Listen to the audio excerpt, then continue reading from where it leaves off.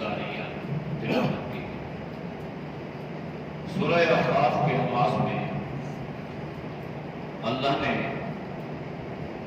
مشرکین کے پروپیگنڈوں کا جواب دیا۔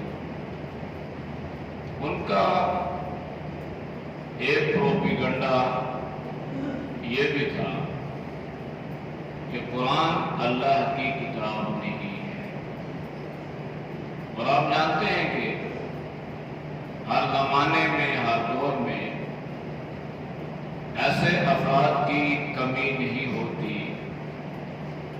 جو حق کے خلاف پروپیگنڈے کرتے ہیں، حق کے خلاف آوازیں اٹھاتے ہیں اور حق والوں کو بھی وہ برا بھلا کہتے ہیں۔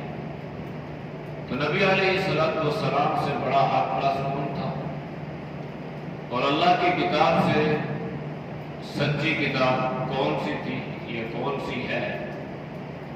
تو ان جو حالان نے قرآن پر بھی اعتراض، نبی علیہ السلام کی نبوت پر بھی اعتراض، تو قرآن پہ تو یہ اعتراض تھا کہ یہ اللہ کی کتاب نہیں ہے۔ بہت ساری جگہوں پہ اعتراضات کا جواب دیا۔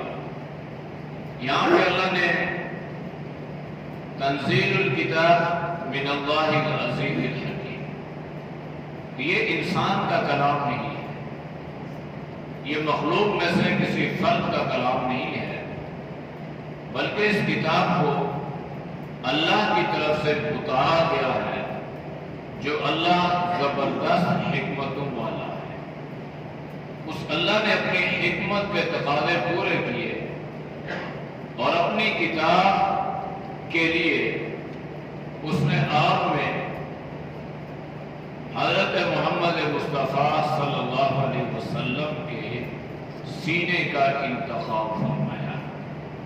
اللہ چاہتا اللہ کسی اور کو بھی چن سکتا تھا، لیکن اللہ نے نبی علیہ السلام کا انتخاب فرمایا اور مشرکین کو یہ جواب دیا کہ یہ اللہ کی کتاب ہے، اور اللہ نے اپنی حکمت کے تحت اس قرآن کریم کو آپ صلی اللہ علیہ وسلم کے قلب اطہر میں محفوظ کیا گیا۔ دوسری بات جو تھی وہ یہ تھی کہ یہ جو عرب تھا نا، یہ شرک میں اتنا آگے جا چکا تھا کہ انسان عقل کے اعتبار سے جتنا ہی کمزور کیوں نہ ہو، جسے ہماری زبان میں احمق یا بیوقوف کہتے ہیں، وہ ہی کیوں نہ ہو، وہ بھی اس بات کو تسلیم کرنے کے لیے تیار نہیں تھا کہ تم نے الہ ایسی چیزوں کو مان لیا، تم الہ ان چیزوں کو مانتے ہو جن کو تم خود بناتے ہو۔ گارے کی مورتیاں بنا لی، جیسے آج کل یہ بازاروں میں بچوں کی یہ گڑیا وغیرہ جو ہے یہ ڈولز وغیرہ ملتی ہیں، اس قسم کے بت شکل میں بنا لیتے تھے، اور آج بھی کفرستان میں بہت سارے اس قسم کے بت شاہراہوں پہ نظر آتے ہیں۔ تو اب اپنے ہاتھ سے وہ بت بنایا، اس کا نام رکھا اور اس کے سامنے سجدہ ریز ہوتی۔ اب اگر کوئی بیوقوف سے بیوقوف آدمی بھی ہو تو انسان اس سے پوچھے کہ بھائی یہ تمہارا الہ کیسے بن گیا؟ نہ یہ دیکھ سکتا ہے، نہ سن سکتا ہے، نہ بول سکتا ہے، جو سن بھی نہیں سکتا، بول بھی نہیں سکتا، چل بھی نہیں سکتا، پھر بھی نہیں سکتا، مکھی اگر اس کے اوپر بیٹھ گئے تو اس کو بھی نہیں اڑا سکتا، تو یہ تمہاری مرادیں کیسے پوری کرے گا؟ تمہاری دعائیں کیسے سنے گا؟ تمہاری پکاروں پر لبائی کیسے کہے گا؟ لہذا یہ سراسر بے وقوفی تھی۔ تو اللہ نے قرآن میں بنیادی حیثیت جس چیز کو دی ہے نا، وہ اعمال بعد میں ہے، سب سے پہلے عقیدہ، نظریہ، کنسپٹ ہے کہ انسان کا ایمان، اس کا یقین، اس کا عقیدہ اللہ کی ذات پر اتنا پختہ ہو جائے کہ وہ یہ برملا کہے کہ قل حسبی اللہ، میرے لیے میرا اللہ ہی کافی ہے، ان معی ربی سیہدین، میرا رب ہی مجھے ہدایت عطا فرمائے گا۔ آج ہمارا عقیدہ جو ہے نا یہ بہت پوسیدہ ہے۔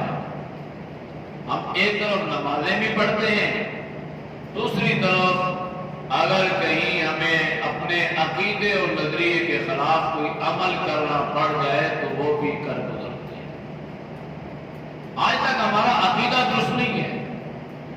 اللہ نے قرآن میں، پورے قرآن میں عقیدہ بیان فرمایا کہ اللہ کے حکم سے ہوتا ہے، اللہ کے حکم کے بغیر ایک پتا بھی ہل نہیں سکتا۔ یہاں ہم آگے کمزوری دکھلاتے ہیں اور یہ کہتے ہیں کہ نہیں، اس کے علاوہ بھی کچھ کرنے والے ہیں، وہ بھی کر سکتے ہیں، ان سے بھی ہوتا ہے۔ تو مشرکین سے جب پوچھا جاتا کہ تم ان بتوں کو پوجتے کیوں ہو، تم ان کی بندگی کیوں کرتے ہو، تو وہ کہتے ہیں لِيُقَرِّبُونَا إِلَى اللَّهِ زُلْفَىٰ، یہ اللہ کے قریب ہیں، ہم ان کی پوجتے اس لیے ہیں، ان سے مانگتے اس لیے ہیں، ان کے سامنے جھولیاں اس لیے پھیلاتے ہیں کہ یہ اللہ کے قریب ہیں، اور جب ہم ان کے آگے التجا کریں گے تو یہ اللہ کے آگے ہماری سفارش کریں گے۔ کیا اللہ نے ان کے اس نظریے کی یوں تردید فرمائی وَنَحْنُ أَقْرَبُ إِلَيْهِ مِنْ حَبْلِ الْوَرِيدِ کہ اللہ کے نبی آپ میرے بندوں کو میرا تعارف کروائیں اور ان کو بتائیں کہ تمہیں ادھر ادھر جانے کی ضرورت نہیں ہے، اللہ جو وہ ذات ہماری ہے جس کی تم عبادت کرتے ہو، بندگی کرتے ہو، جس سے تم کچھ مانگتے ہو، التجائیں اور آرزویں اپنی رکھتے ہو، وہ اللہ کو تمہیں تمہارے لیے تمہاری شہوت سے بھی زیادہ قریب ہے۔ اللہ قریب ہے اور ہم قریب کو چھوڑ کے دور نکل جاتے ہیں۔ اس لیے علماء نے لکھا ہے کہ جب انسان پر کوئی پریشانی ہے، کوئی مصیبت آئے، بیماری آئے یا کوئی بھی آفت آ جائے، تو آپ صلی اللہ علیہ وسلم کا معمول یہ تھا کہ سب سے پہلے وضو فرما کر 2 رکعت نماز نفل ادا فرماتے تھے۔ بیماری آئی تو آپ نے وضو فرمایا، 2 رکعت نماز نفل۔ پریشانی آئی تو اللہ کے سامنے جھک گئے، یہاں تک کہ جب تیز آندھی چلتی تھی اور آسمان سرخ ہو جاتا تھا تو نبی علیہ السلام فوراً مسجد کا رخ فرماتے تھے تاکہ امت کے عقیدے میں کوئی کمزوری نہ رہ جائے۔ تو یہ نبوی طریقہ ہے، یہ سنت طریقہ ہے، یہ عمل ہے کہ سب سے پہلے اللہ سے مانگو، اللہ یہ جو مشکل آئی ہے، یہ جو پریشانی آئی ہے، یا اللہ یہ جو امتحان آیا ہے یہ تیری طرف سے ہے، تیرے حکم سے آیا ہے، اور یا اللہ اس سے نجات بھی تو ہی عطا کر سکتا ہے، لہذا اللہ ہمیں اس سے نجات عطا فرما۔ یہ پہلا عمل۔ دوسرا عمل یہ ہے کہ انسان صدقہ کرے۔ صدقات سے انسان کی اوپر آنے والی جو پریشانیاں ہیں، بیماریاں ہیں، بلائیں ہیں، وبائیں ہیں، اللہ اس کو دور فرما دیتا ہے۔ وہ صدقہ اس چیز کا نام نہیں ہے کہ آپ ایک کالا بکرا ہی کسی دربار پہ لے جائیں یا آپ بیل ذبح کریں، بلکہ اللہ کے نبی نے صدقے کی تعریف یہ بیان فرمائی افضل الصدقۃ قبضا جاریا، بہترین صدقہ یہ ہے کہ آپ کسی بھوکے کو کھانا کھلا دیں، یہ صدقہ۔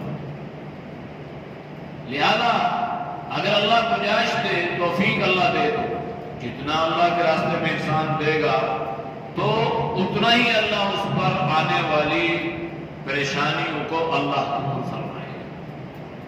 اس لیے کہتے ہیں نا، علماء نے بڑا عجیب جملہ لکھا کہ کچھ صدقہ کر دو، ورنہ یا تو ڈاکٹروں کی لمبی فیسیں بھرنی پڑے گی یا تھانے کچہریوں کی تاریخیں بھگتنا پڑیں گی۔ یہ نہیں، یہ دنیا میں یہ دو بڑی پریشانی انسان پہ لاگو ہوتی ہیں، یا تو انسانوں نے اسپتالوں کا رخ کر لیا، بیمار ہو گیا، پھر یہ کرو، یہ ٹیسٹ ہے، وہ ٹیسٹ ہے، ایسا ہے، ایسا ہے، انسان غریب آدمی بیچارہ ادھر ہی بیٹھ جاتا ہے۔ یا تو اگر خدا نہ خواستہ کوئی اس سے اونچ نیچ ہو گئی اور وہ عدالتوں میں اس کے معاملات پہنچ گئے اور پھر وہ تاریخیں بھگتے گا اور وہ بالکل اپنے زمینیں اور اپنا سب کچھ بیچ کے بھی اس سے سرفراز نہیں ہوئے گا۔ تو اس لیے اگر پہلے سے ہم یہ صدقات وغیرہ کا اہتمام کرتے رہیں تو اللہ پاک ان سے انشاءاللہ پہلے سے حفاظت فرما دے گا اور ان چیزوں کی نوبت انشاءاللہ نہیں آئے گی۔ تو اس لیے یہ دوسرا عمل ہے۔ پہلا عمل رجوع الی اللہ، نماز کی سنت، اور دوسرا جو ہے یہ صدقہ ہے۔ نماز میں دعا بھی ہے، جب آپ نماز پڑھیں گے تو اللہ سے آپ دعا بھی کریں گے، اللہ سے مانگیں گے بھی، تو انشاءاللہ اس نماز کی برکت سے آنے والی مشکلات کو اللہ دور فرمائے گا۔ تو اس صورت میں اللہ نے اس طرح کے مختلف انداز سے شرک کی نفی فرمائی ہے۔ سورہ محمد جو ہے جناب نبی کریم صلی اللہ علیہ وسلم کا نام نامی اس صورت میں آیا ہے، اسی مناسبت سے اس صورت کا نام سورہ محمد رکھا گیا۔ والذین آمنوا وعملوا الصالحات وآمنوا بما نزل على محمد وهو الحق من ربهم کفر عنهم سیئاتهم واصلح بالهم۔ جو لوگ ایمان لائے، اعمال صالحہ کی،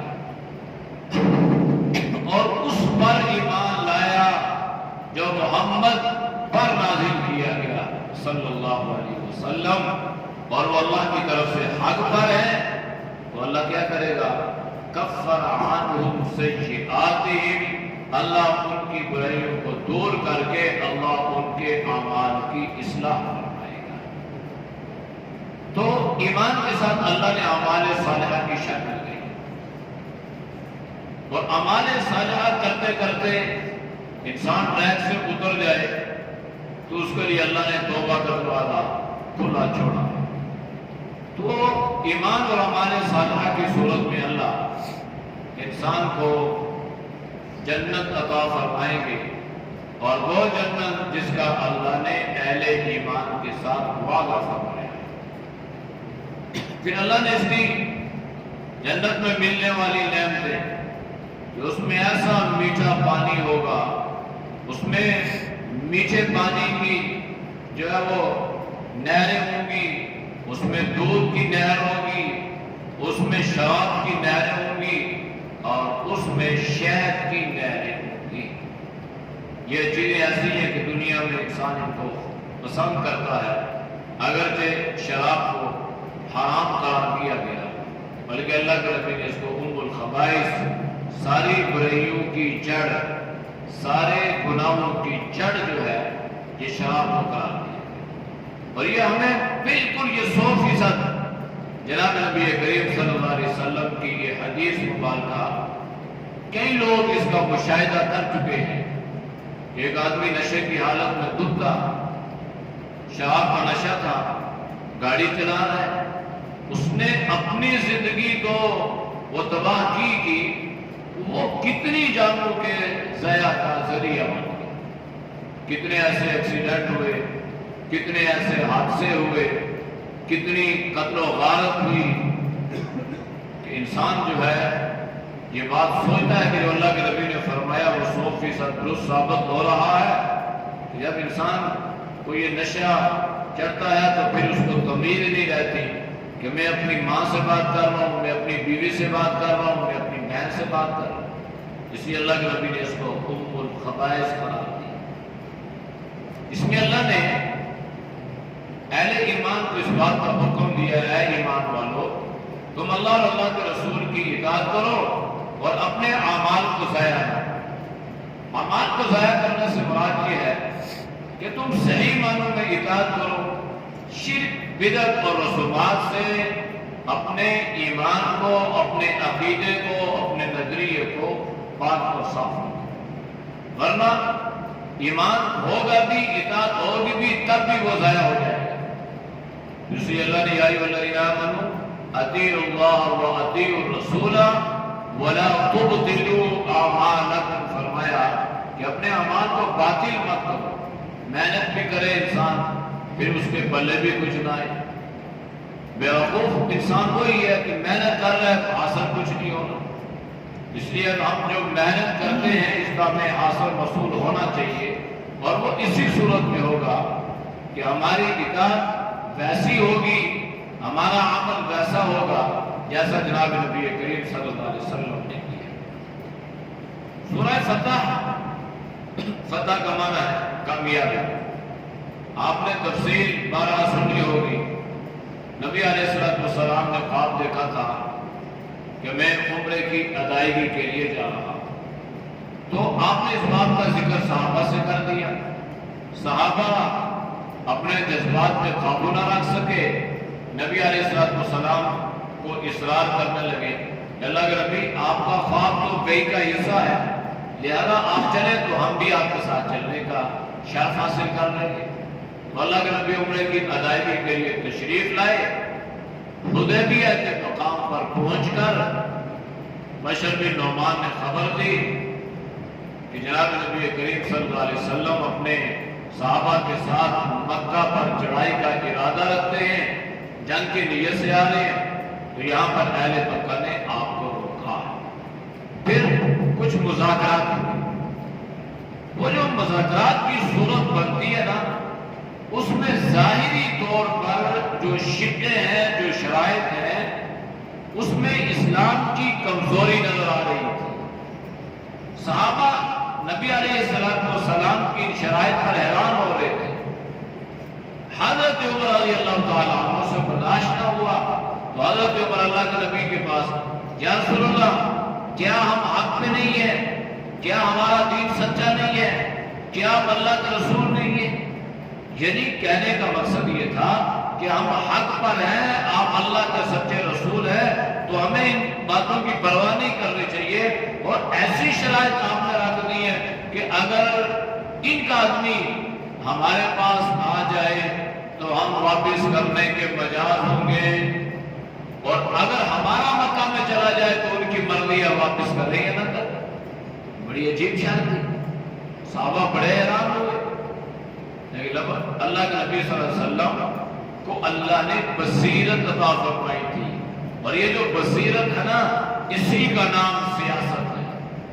آج کے ہمارے جو سیاستدان ہیں، اگر آپ ان سے یہ جا کے پوچھیں نا کہ لفظ سیاست کا عربی معنی کیا ہے، یہ بنا کس سے ہے، یہ عربی ہے، یہ اردو ہے، یہ انگلش کا ہے، اسلامک ڈکشنری میں اس کا معنی کیا ہے، یہ تو بڑی دور کی بات ہے۔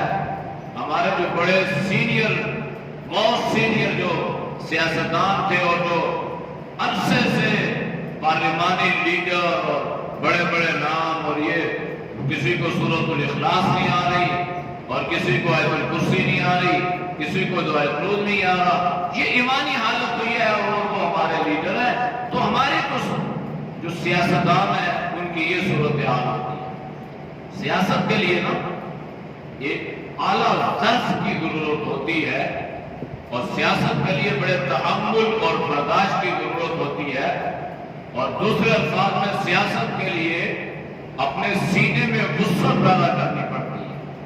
تو اللہ کے نبی کے سینے میں وسعت تھی، آپ اعلیٰ ظرف تھے، آپ کو اللہ نے تدبر عطا فرمایا تھا، آپ کو اللہ نے بصیرت اور حکمت سے نوازا تھا، لہذا آپ نے صحابہ کو فرمایا صبر، بلکہ حدیث کے الفاظ ہیں، عمر سے فرمایا عمر ٹھنڈے ہو جاؤ، عمر ٹھنڈے ہو، یعنی اپنے جذبات پہ قابو رکھو بھائی، ابھی ہم اس پوزیشن میں نہیں ہیں کہ یہ سارا مکہ ہمارے اوپر حملہ کر کے آ جائے، اور ہم تو اپنے ساتھ جانور لے کے آئے ہیں ذبح کرنے کے لیے ہمارے، اور ہم حالت احرام میں ہیں، لہذا ہم تو لڑنے کی پوزیشن میں نہیں ہیں، تو کیسے ہم خام خواہ جو ہے ان سے اس قسم کی جو ہے وہ باتیں کریں اور ایک جنگ کا ماحول بن جائے اور خام خواہ جو ہے وہ لڑائی ہو جائے. یہ بصیرت تھی، یہ سیاست تھی. اللہ کے نبی صحابہ کے جذبات کو قابو رکھنے کی آپ نے ترغیب فرمائی. یہاں تک کہ اللہ کا نبی واپس جانے کے لیے تیار ہو گئے. حدیبیہ تقریباً مکہ سے 50-55 کلومیٹر کا فاصلہ. مدینہ سے آپ صلی اللہ علیہ وسلم نے پیدل اس زمانے کا سفر 500 کلومیٹر اگر آدمی پیدل سفر کر کے جائے اور بیچ میں وہ جو پہاڑ ہے نا، پہاڑ وہ علاقہ جو اس میں چلنا بڑا انسان کے لیے مشکل ہوتا ہے. یہ ہماری علاقہ نہیں کہ بالکل زرخیز نرم ایسے جیسے کھیت ہے، وہ پتھریلے راستے. اب 500 کلومیٹر کا راستہ آپ صلی اللہ علیہ وسلم نے صحابہ کے ساتھ طے کر لیا. گرمی کا سفر ہے، اتنی مشکلات پیش آئیں، اللہ کے نبی واپس جانے کے لیے تیار ہو. تو جب آپ نے واپسی کا ارادہ فرمایا تو آپ نے صحابہ سے فرمایا احرام کھول دو. کوئی احرام نہیں کھول رہا. کیسے کھولیں؟ تو جناب نبی کریم صلی اللہ علیہ وسلم کے ازواج مطہرات میں سے ایک زوجہ مطہرہ نے آپ صلی اللہ علیہ وسلم کو یہ مشورہ دیا. اللہ کے نبی صحابہ تب تک احرام نہیں کھولیں گے جب تک آپ نہیں کھولیں گے. تو نبی علیہ السلام اپنے خیمے میں گئے. آپ نے اپنا احرام اتارا، کپڑے پہنے، باہر آئے. صحابہ نے آپ صلی اللہ علیہ وسلم کو دیکھا تو سب نے اپنے احرام اتار کے کپڑے پہنے واپس جا رہے ہیں. صحابہ ظاہراً خوش نہیں ہے. یہ جو خوشی نہیں تھی نا، یہ ایمان کی وجہ سے تھی. صحابہ کا ایمان ایسا تھا کہ وہ اس بات کے لیے آمادہ ہو چکے تھے کہ ہم ان کے ساتھ جہاد کریں گے، اللہ ہمیں اس کا اجر دے گا. اللہ کے نبی نے سیاست سے فیصلہ فرمایا. تو واپس جا رہے ہیں، راستے میں اللہ نے آپ کو خوشخبری سنائی. اِنَّا فَتَحْنَا لَكَ فَتْحًا مُبِينًا. یہ فتح مبین تھی.